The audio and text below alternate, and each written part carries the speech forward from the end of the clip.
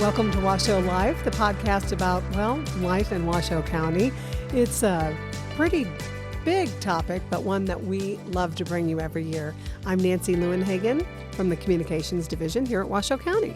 And I'm Bethany Drysdale, and we're going into our 5th season. That kind of blows me away. What started as just like how do we tell our story differently here at Washoe County? Let's try a podcast. That was 5 years ago. It just has flown by, Bethany. I can't believe this is our 5th season. Happy anniversary.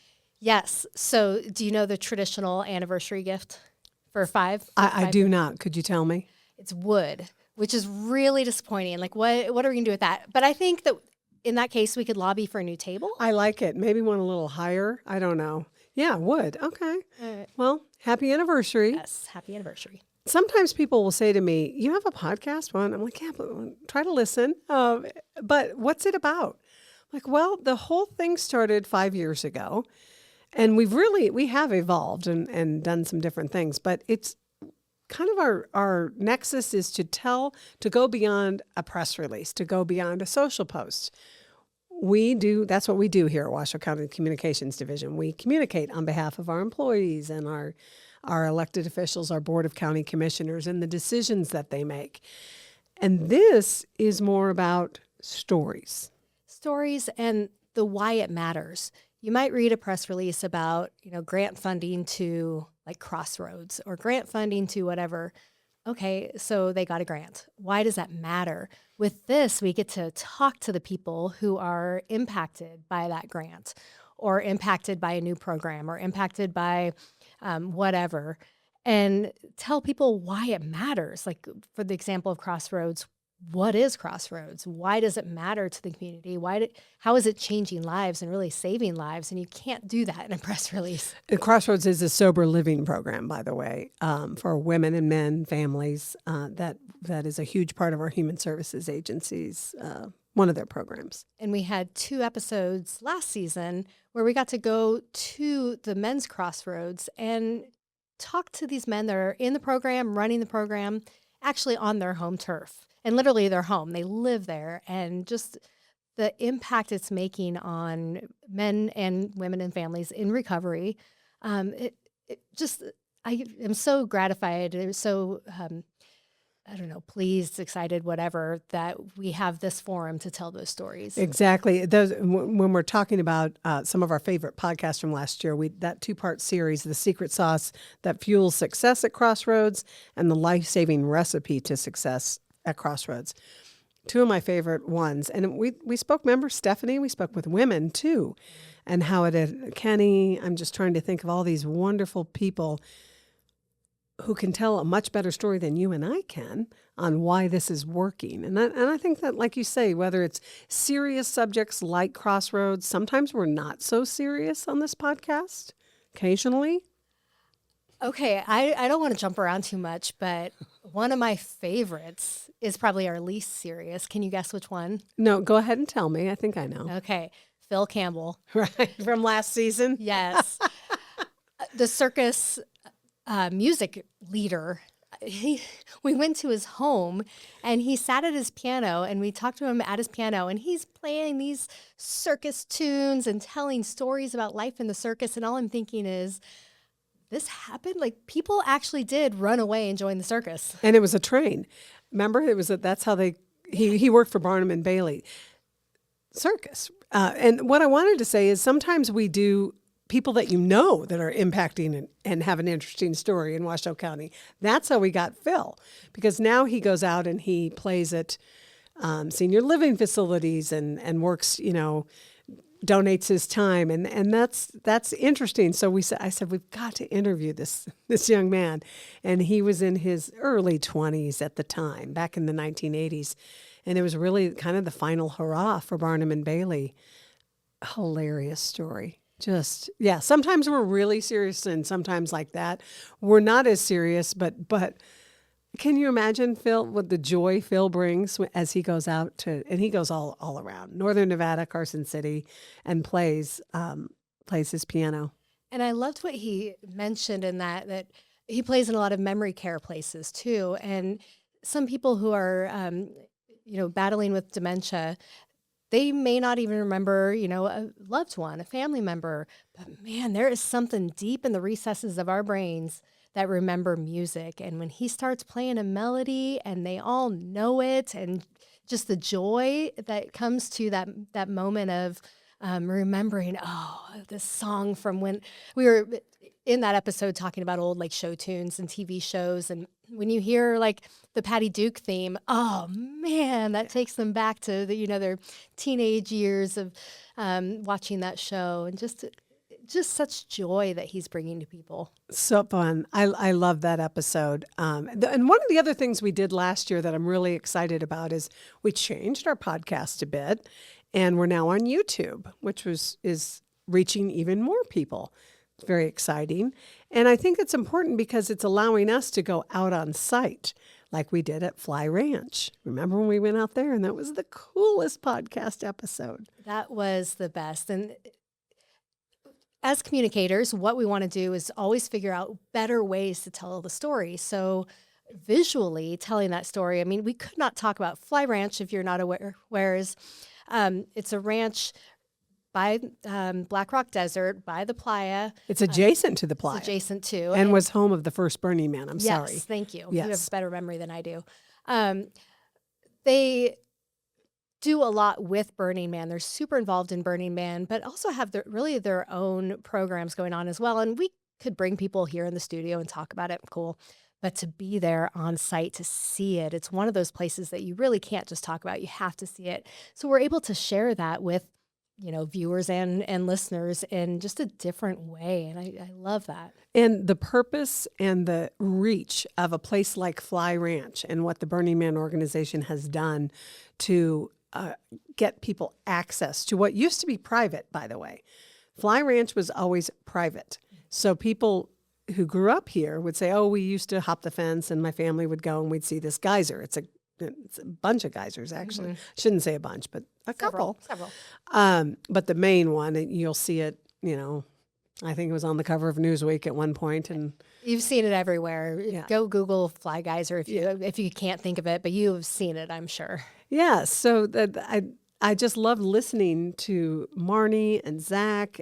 If you get an opportunity to listen to some of these other podcasts that we did last season, and I remember the day was very cloudy, but it was actually visually stunning out there. I just could not believe we were out there in remember the steam, the big pool. Oh yes, and the visual of the steam coming up off. It was a cold day. It was a stormy day. The wind was howling. We ended up having hot springs. That's the word I was looking for. Yeah.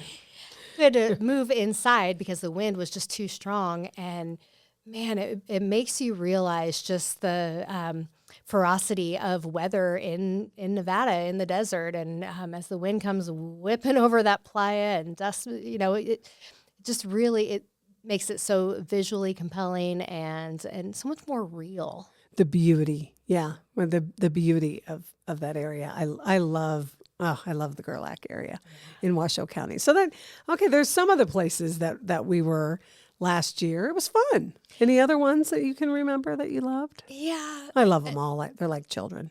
Well, and like we said earlier, we go serious, we go lighthearted. One of the really serious ones, brought me to tears as we were talking to our guest, was when we talked to Scott Oxerart about his, it's going to make me tear up again, but his dad who battled, and I had to make a note of it because I cannot remember this term, frontotemporal degeneration, FTD for short.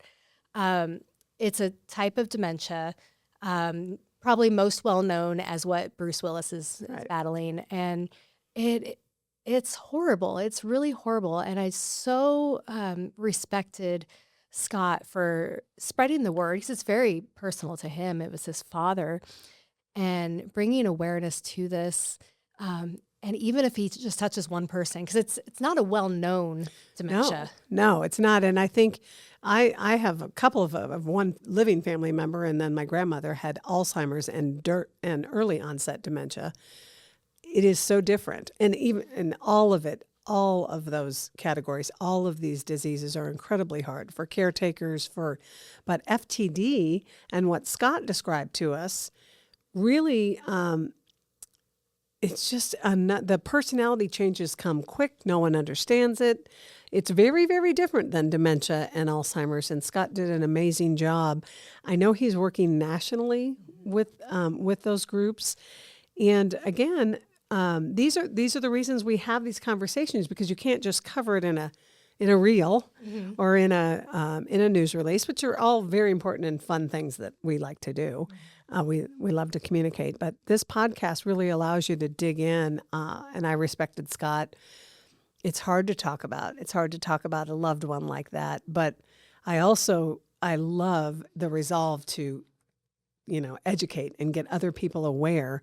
So another family maybe could get help sooner for their loved one when something like that happens. Yeah, Scott mentioned that just recognizing some of the symptoms and being able to say, oh, I see that in a family member and we've been wondering what's going on and they can't pinpoint, because it takes a long time to diagnose this.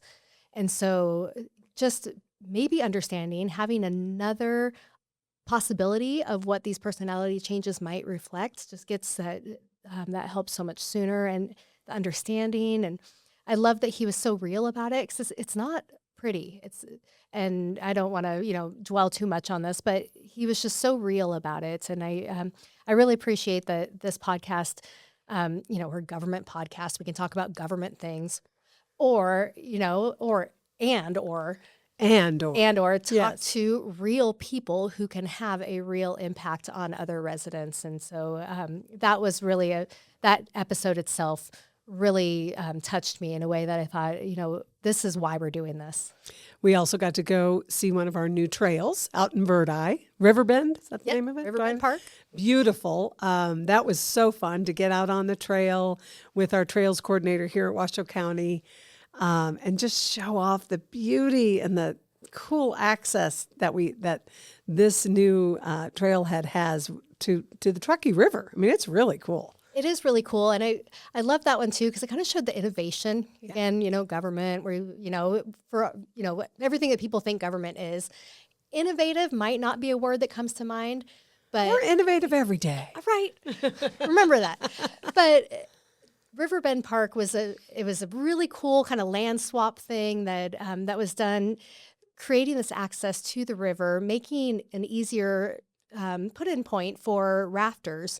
And just, taking this idea of, here's this parcel of land, what can we do with it? Mm-hmm. How can we get it and make the area better for residents? And I just love that about our community services department and being out there on site. It was a beautiful day, and just getting to see the river right there, and maybe a future favorite swimming hole. I'm not sure. There was one spot that looked pretty prime for swimming. Yeah, I think a lot of people actually go there and swim. So, and now we also love to tackle history on this podcast. That's going to be something that you'll see this season. But we got to finish really, really cool podcast out at the NAMS campus, which is Northern Nevada Mental Health Services for the state. And it's kind of it almost looks like an old college, or. Yeah. A very campus feel to it, because it is a campus. It's also the home of our place. Right. Many years ago, we bought part of the land, or leased it. Over by the GSR in the river. Yeah. Right, so middle of town. Mike Wilden, just somebody who knows so much about Nevada, really shepherded that project from the state side, and got to tell us really the history of it, and what it took to get part of it for our place, and then what it takes to really honor the history there. We talked a lot about some of the lives that have been lost and just kind of forgotten over time. It was a mental health facility, and if you can imagine, there was a time in our country where mental health patients were not treated well. And we're not remembered and respected. And he just has such a heart for giving, honoring those lives that were forgotten. And so that episode and being on site really was pretty amazing. He oversaw the moving of the cemetery, and that's what really stuck out in my mind. Mike had been the director of Nevada Human Health and Services, right? Also served Governor Sandoval. Yes. I think chief of staff. Anyway, He's been everywhere. Spent a lot of time at the state of Nevada, but he oversaw the process, and there is a monument there now to that they literally had to move a cemetery, and it was really interesting.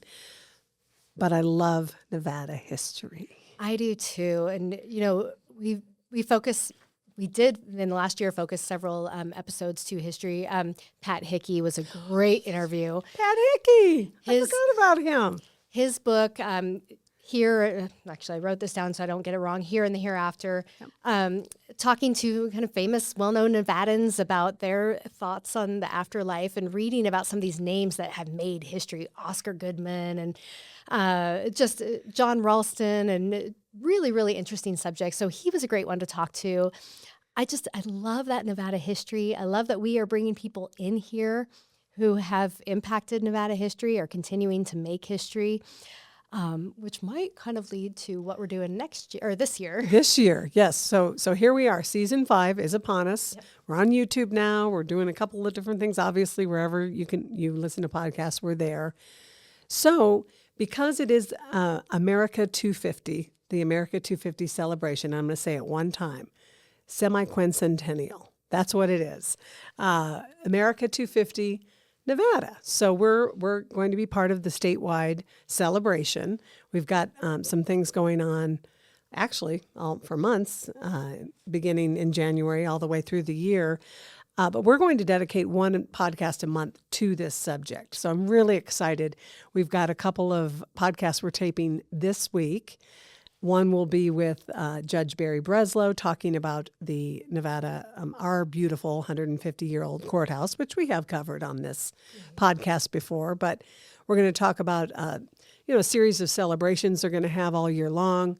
One, of course, being the first one being kicked off by our Board of County Commissioners. So we're very, very excited to be a part of that.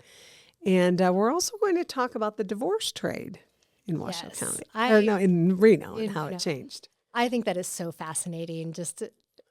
I think, coming from a kind of conservative background, and Reno was kind of the Wild West, like, ooh, don't go to Reno. Ooh, that's a little wild. And then you learn some of the history about why Reno had that, really that reputation, the boxing, the divorce trade, all the things, the gaming, the things that were allowed here that were not allowed in our neighboring states.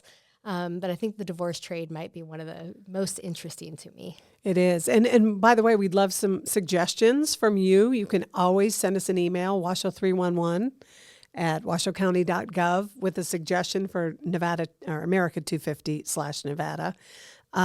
Bethany had the idea, and we're working on it. It's not a done deal yet, but we're hoping to focus on the Pony Express. Yes, I think the Pony Express is so interesting. So, and if you're not aware, the Pony Express organization, whatever the official name of that is, schedules re-rides from St. Joseph, Missouri, all the way to Sacramento. They re-ride the Pony Express, and they pass along the backpack, the mochila. It's just so interesting. So I'm hoping that we can feature that. We want to talk about some of the cultures that make up not just America, but really, not just Nevada, but really the American West. Cultures that are still alive and strong here in Washoe County. So I'm really looking forward to this next year and highlighting, America's birthday. It's big. It's Happy birthday. 250. So the bicentennial was just before I was born. So I don't remember much. I don't remember anything. I wasn't here. Okay, I'm going to tell you, I was in the 5th grade. Okay, you can do the math. And I came home from school, and I was so excited. My parents just left because they had the bicentennial flag behind us. So, and it was a big deal. Yeah. We talked about it all the time. So here we are. I'm not going to try to say that 7-syllable. Semi-quincentennial. Let's just say America 250. America 250. This is going to be an exciting year to really highlight, people, cultures, places that have had an impact on America's 250 years of history, and talk to people who are making future history as well. Oh, absolutely. So that's what you can expect from us. If you have some ideas, we love to hear from you. Keep listening and watching wherever you find your podcasts. But Bethany and I and Jeremiah, our fantastic producer, Jeremiah Ramos, we appreciate you. We are really looking forward to the 5th season of Washoe Life. Happy anniversary. All right. Happy anniversary. Thank you, Washoe County.